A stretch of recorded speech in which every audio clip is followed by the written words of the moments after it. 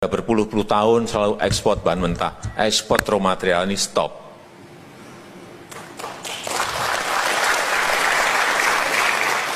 Nikel sudah stop. Ini tahun depan ini yang saya incar boksit stop. Boksit sudah, tembaga stop. Tembaga sudah, timah stop. Semua nilai tambah ada di dalam negeri.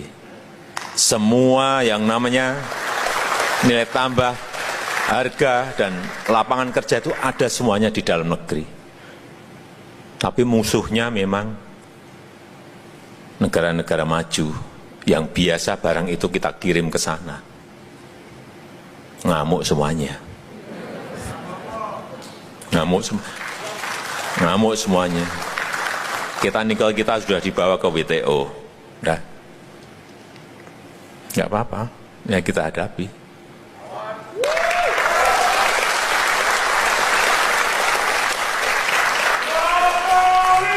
Kemarin kita di G20,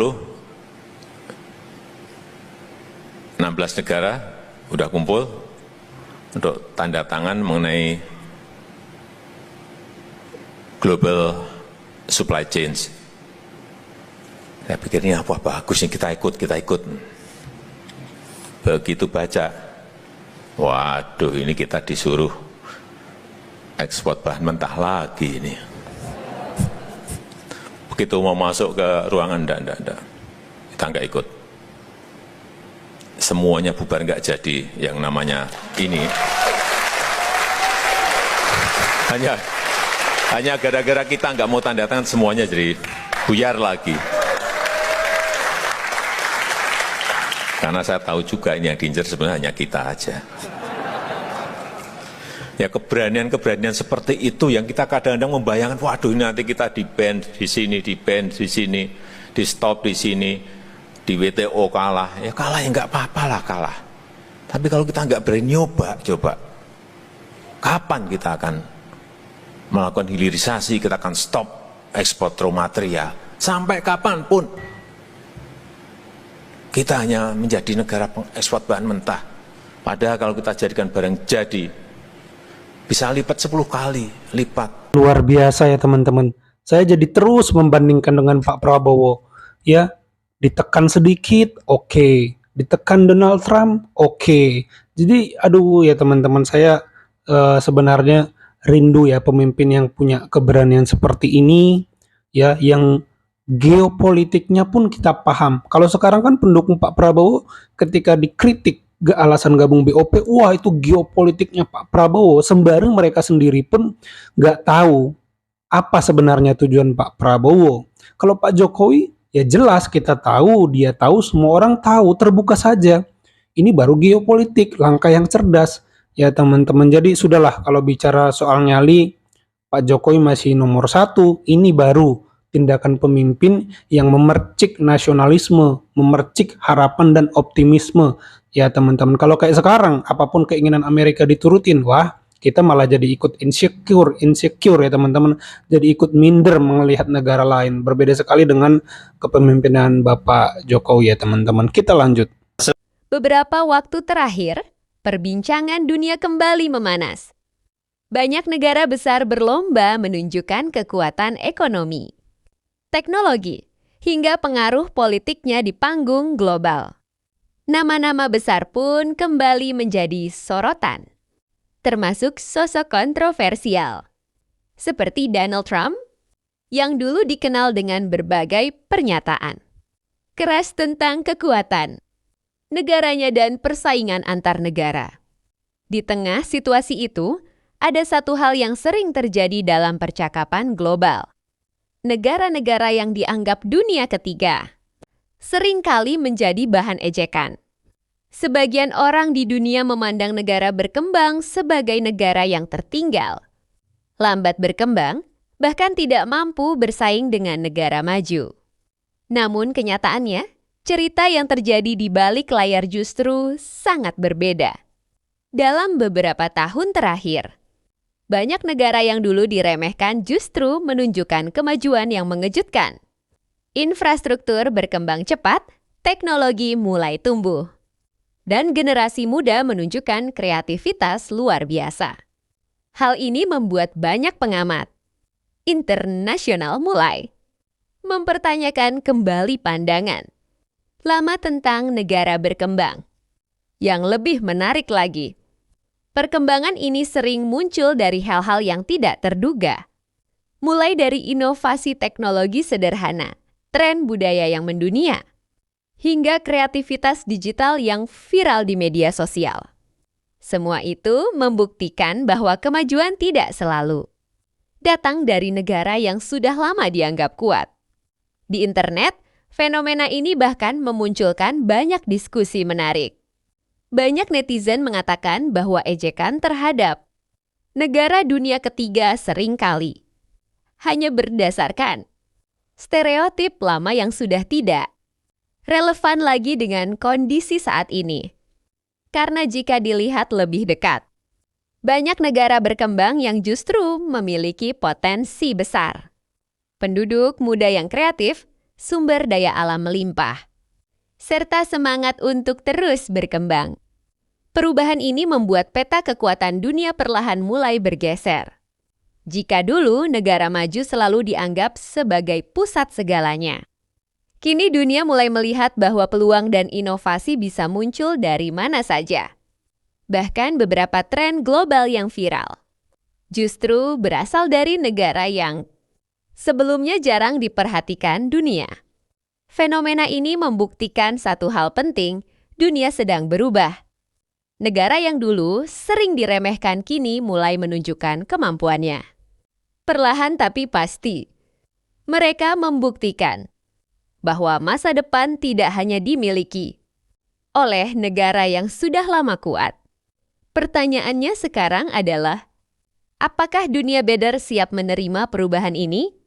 Atau justru perubahan ini akan membuat banyak pihak terkejut di masa depan? Yang jelas, satu hal mulai terlihat. Ejekan yang dulu sering terdengar kini perlahan berubah menjadi rasa penasaran, bahkan kekaguman.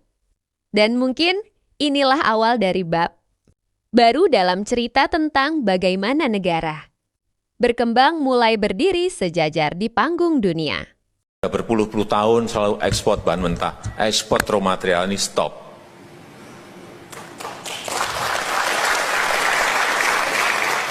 Nikel sudah stop. Ini tahun depan ini yang saya incar boksit stop. Boksit sudah, tembaga stop. Tembaga sudah, timah stop. Semua nilai tambah ada di dalam negeri. Semua yang namanya nilai tambah, harga, dan lapangan kerja itu ada semuanya di dalam negeri. Tapi musuhnya memang negara-negara maju yang biasa barang itu kita kirim ke sana. Ngamuk semuanya. Ngamuk semuanya. Nikel kita sudah dibawa ke WTO. Udah. Nggak apa-apa, ya kita hadapi.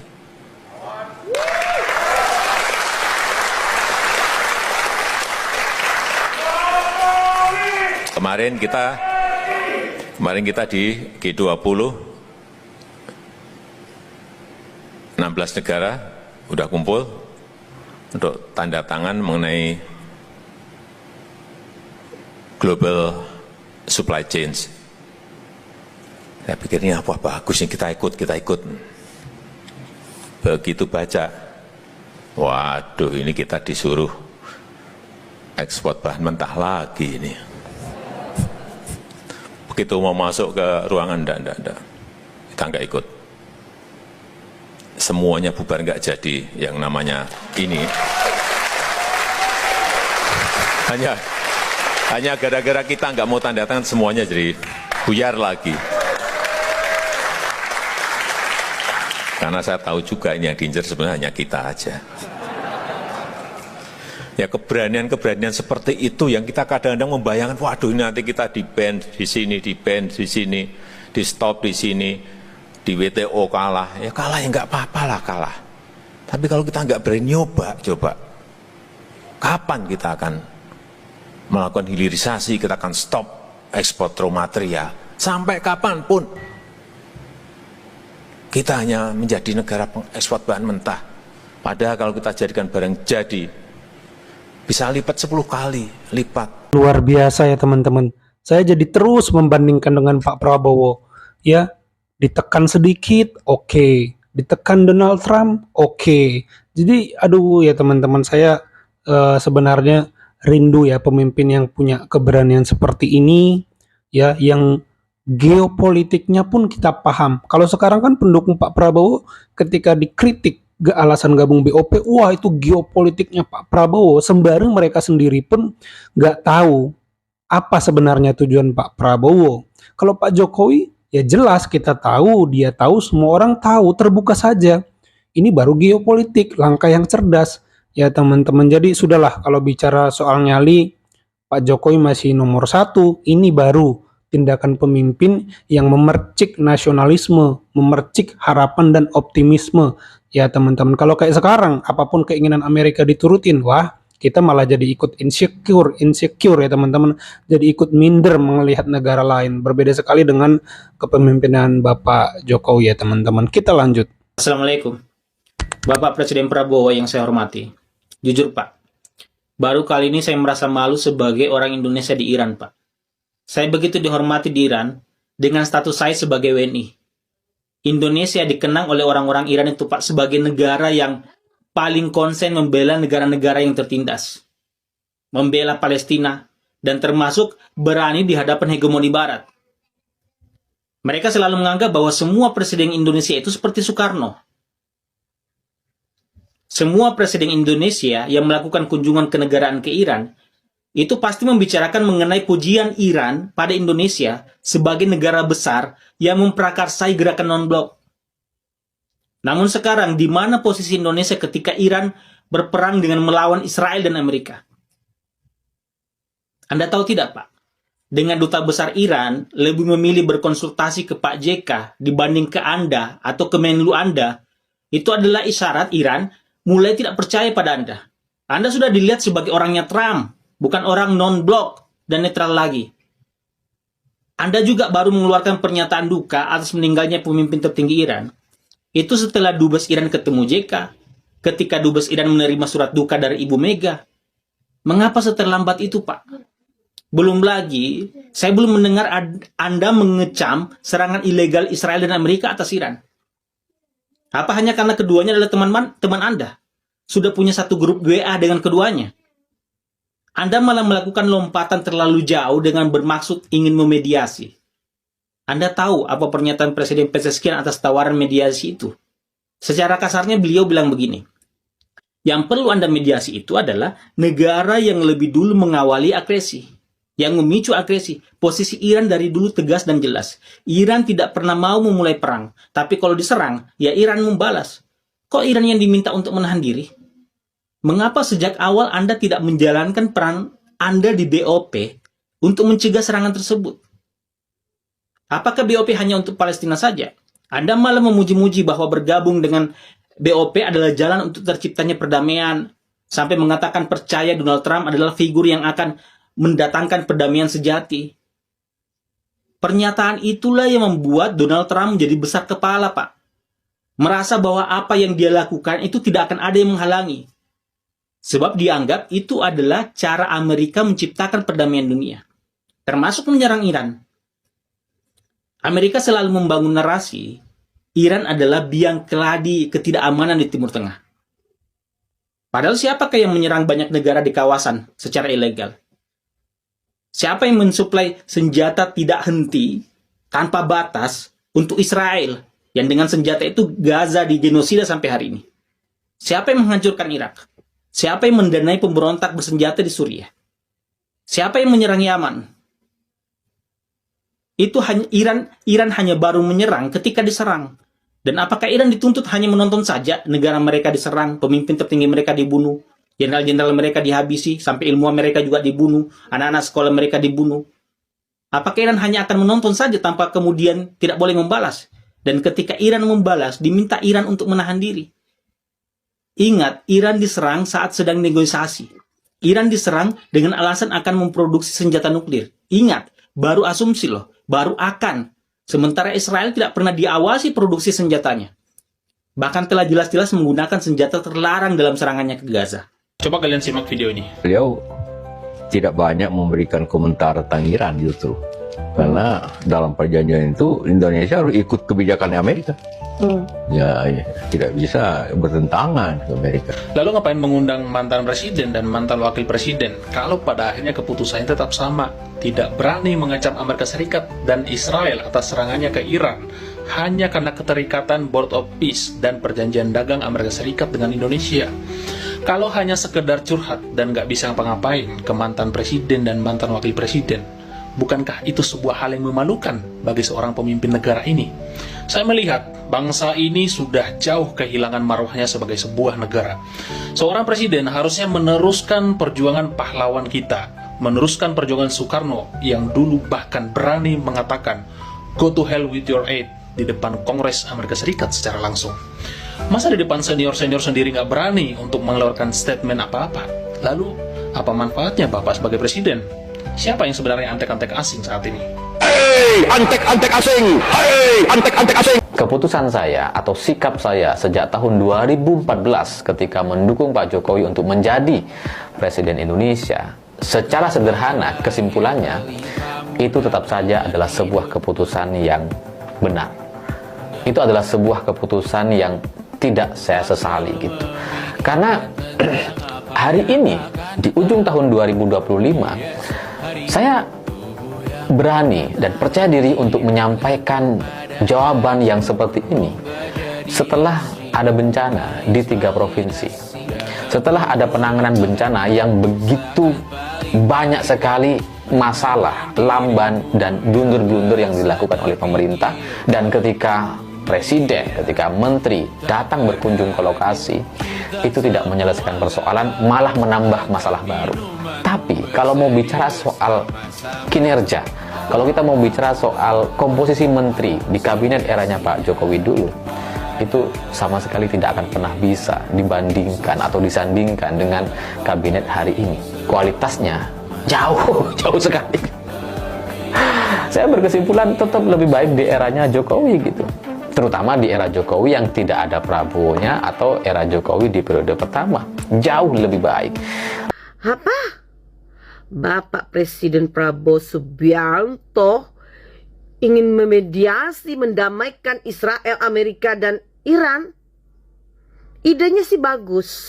Tapi saran Nyai, biarkan aja lah Pak. Mereka mau perang kek, ya, mau cium-ciuman kek, mau peluk-pelukan kek, mau besti-bestian kek, mau baku hajar, mau baku hantam, itu urusan mereka. Nggak usah kita ikut campur. Kenapa? Indonesia tuh kecil banget di mata dunia. Nggak ada nilainya, ya. Nggak ada nilainya Indonesia. Jadi sebaiknya saran Nyai Dewi Tanjung yang sayang sama Bapak Presiden yang terhormat Bapak Prabowo Subianto, Bapak fokuslah mengurus urusan dalam negeri dan mensejahterakan rakyat seperti janji Bapak di saat kampanye. Terutama masalah MBG, ya. MBG ini gagal di mata Nyai, ya. Gagal di mata Nyai. Sebaiknya program ini bagus. Program ini sangat bagus kalau di negara-negara lain. Tapi di Indonesia implementasinya bobrok dan buruk sekali, alias gagal. Harusnya Bapak mulai berpikir MBG ini pantas dilanjutkan atau tidak. Kalau menurutnya tidak layak lagi dilanjutkan karena jadi ajang korupsi oknum-oknum, ya, yang mencari keuntungan di MBG ini. Harusnya Bapak itu evaluasi, Pak. Jangan hanya ABS asal Bapak senang. Ya, semua yang kerja dengan Bapak itu semua hanya carmuk. Ya, omon-omon aja. Laporannya laporan palsu. Padahal kenyataannya di lapangan tidak seperti itu. Bapak Prabowo Subianto, Nyai itu sayang sama Bapak. Nyai sangat hormat sama Bapak. Makanya Nyai lebih kalem saat ini. Ya. Tapi Nyai tidak tahan melihat MBG ini yang sudah tidak layak. Tapi Bapak bilang itu sukses besar. Dan yang keracunan tuh hanya sebagian kecil. Pak, udah ribuan, Pak. Itu masalah makanan, Pak. Masalah kesehatan dan nyawa manusia. Apalagi sekarang, MBG ini makin parah di bulan Ramadan ini. Makanan yang tidak layak diberikan kepada siswa-siswi. Astaghfirullahaladzim, ya Allah. Ya Allah, bukakanlah pintu hati Bapak Prabowo Subianto, ya Allah. Ya Allah, sadarkanlah beliau. Lihat kenyataan yang sebenar-benarnya, Pak. Ya. Ini itu berbicara dari hati ke hati deh untuk Bapak Prabowo Subianto yang Nyek sayangi.